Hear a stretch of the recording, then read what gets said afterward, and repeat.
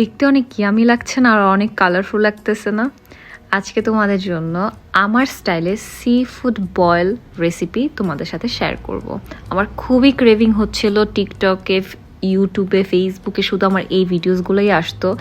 So crab দিয়ে কিভাবে করতে হয়, তো আজকে আমি সেটাই তোমাদের সাথে শেয়ার করব, বাট আমার স্টাইলে। সো প্রথমে হচ্ছে আমাদের ব্রথ রেডি করে নিতে হবে। এখানে আমি পানিতে হচ্ছে একটা লেবু, একটা পেঁয়াজ, লবণ, ছোট ছোট আলু ছিলকা সহ, তেজপাতা, দারচিনি, এলাচি দিয়ে এটা বয়েল করে নিব। পানির পরিমাণ বেশি হতে হবে। এই পানিতে আমি আমার কাঁকড়াগুলো সেদ্ধ করব। তো প্রথমে আলুটা অর্ধেক সেদ্ধ করে নিব। এর মাঝে এখানে হচ্ছে আমি নিয়েছি সুইট কর্ন। আমারটা ইতালিতে এরকমই পাওয়া যায় সেদ্ধ করা।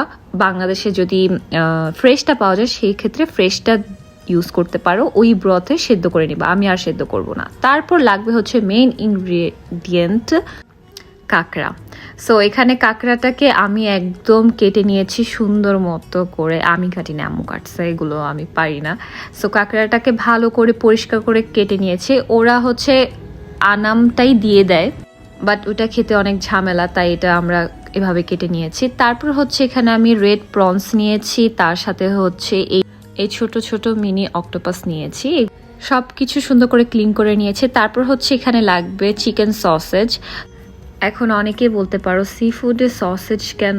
কারণ হচ্ছে সি ফুড বয়েল খুবই ফেমাস আমেরিকাতে। সো ওরা সসেজটা ইউজ করে। আমি ওদের রেসিপি ইন্সপায়ার্ড হয়ে আমি আমার মতো করেছি। সো ট্রাস্ট মি, ট্রাই করবা, ভালো লাগবে। তো এখন গ্রেভির জন্য আমরা রেডি করে নেব। এখানে আমি হচ্ছে চিলি সস নিয়েছি, তারপর হচ্ছে ক্যাচআপ নিয়েছি, টমেটো ক্যাচআপ। তার সাথে এখানে আমি বারবিকিউ সস নিয়েছি, আর তার সাথে দিচ্ছি এই গোচুজাং পেস্ট দিচ্ছি।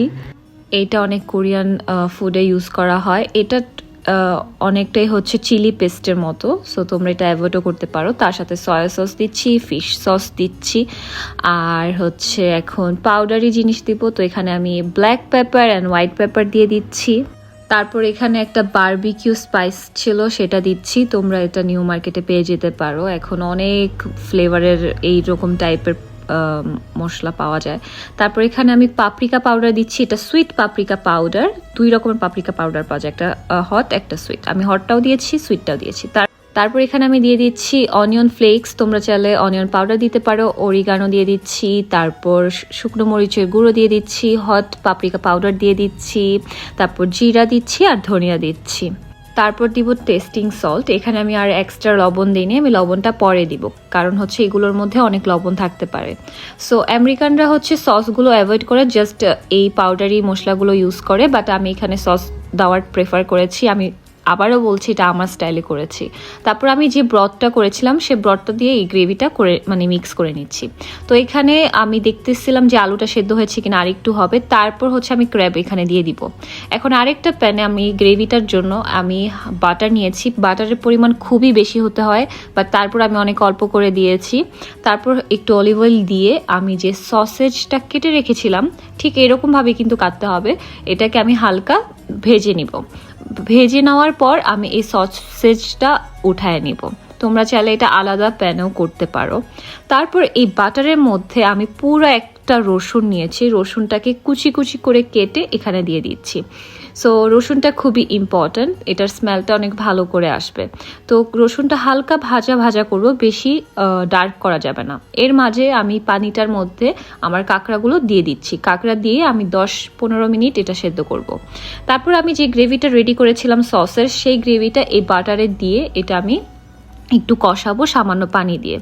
তারপর আমি ভিডিওর ক্লিপ নিতে ভুলে গিয়েছি। এখানে আমি যে প্রন আর হচ্ছে আমার যে অক্টোপাস ছিল আমি সেটা দিয়ে দিয়েছি। এটা দিয়ে আমি হালকা করে এটাকে রান্না করব।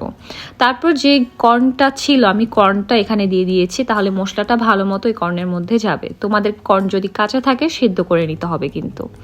দেন আমি লবণ দিচ্ছি, আর তার সাথে আমি একটা লেবুর রস দিয়ে দিয়েছি। এখন এগুলোকে হালকা একটু কষিয়ে আমি এটা ঢেকে রেখে দিব। তারপর এদিকে আমার ক্র্যাবটাও হয়ে গিয়েছে, সেদ্ধ হয়ে গিয়েছে, আলুটাও সেদ্ধ হয়ে গিয়েছে। এখন আমি সবগুলো আলাদা করে নিব, জাস্ট ক্র্যাব আর আলুটা আলাদা করে নিব। পেঁয়াজ তারপর যা গরম মশলা দিচ্ছি ওগুলো ফালাই দিতে হবে। তারপর আলুটাও আমি এই গ্রেভির মধ্যে দিয়ে দিলাম, তাহলে সুন্দরভাবে গ্রেভিটা আলুর মধ্যে যাবে, ভালো মতো হবে। আলুটা ছিলকা সহই আমেরিকানরা দেয়, তো আমি যেহেতু ইন্সপায়ার্ড হয়ে করতেছি, সো অনেকটা ওদেরটা ফলো করতেছে, অনেকটা আমার মতো করতেছি। তারপর এখানে আমি এক্সট্রা গ্রেভি রেখে দিয়েছি। তারপর ক্র্যাব দেওয়ার পর, সসেজ দেওয়ার পর দেখি কি আমার গ্রেভি কম হয়ে গিয়েছে। সো আমি যেভাবে গ্রেভিটা তৈরি করেছিলাম তোমাদের ফার্স্টে দেখাইছি, আমি সেইভাবে আবার আরেকটা গ্রেভি করে এটার মধ্যে দিয়ে দিয়েছি। আমার পাতিলও ছোট হয়ে গেছে, আমি বড় একটা পাতিল নিয়েছি। তারপর আমি কিছু ভেজিস অ্যাড করেছি, গাজর অ্যাড করেছি, তারপর বেল পেপার অ্যাড করেছি। তোমরা অন্য কোনো ভেজিসও ইউজ করতে পারো, ব্রকলিও ইউজ করতে পারো। তারপর এখন ভালো মতো কষাতে হবে, আমি আর কোনো এক্সট্রা পানি দেইনি। তারপর আরেকটা লেবুর রস দিয়ে দিয়েছি। তো প্রায় 20-25 মিনিট এটাকে রান্না করতে হবে, যতক্ষণ পর্যন্ত না গ্রেভিটা একদম মাখা মাখা হয়ে আসে। তারপর উপরে আমি স্প্রিং অনিয়ন দিয়ে দিয়েছি। আর লাস্ট বাট নট লিস্ট আমি ডিম সেদ্ধ অ্যাড করে দিচ্ছি। ইয়েস, ডিম সেদ্ধ। তোমরা এখন বলবা ডিম সেদ্ধ? ইয়েস, তোমরা একটু সার্চ করে দেখো, সি ফুড বয়েলে ডিম সেদ্ধটাও যায়। আর ট্রাস্ট মি, এই গ্রেভিটার সাথে অনেক মজা। সো এই তো আমার সি ফুড বল রেডি হয়ে গিয়েছে। দেখতে এতটা ইয়ামি লাগছে, ট্রাস্ট মি এটা খেতেও এতটা ইয়ামি, স্পাইসি। এখন আমেরিকান স্টাইলে যেভাবে করে, ওরা সসগুলো অ্যাভয়েড করে, ওরা এটাকে কষায় না, সেদ্ধ ক্র্যাপের উপরেই গ্রেভিটা দিয়ে দেয়।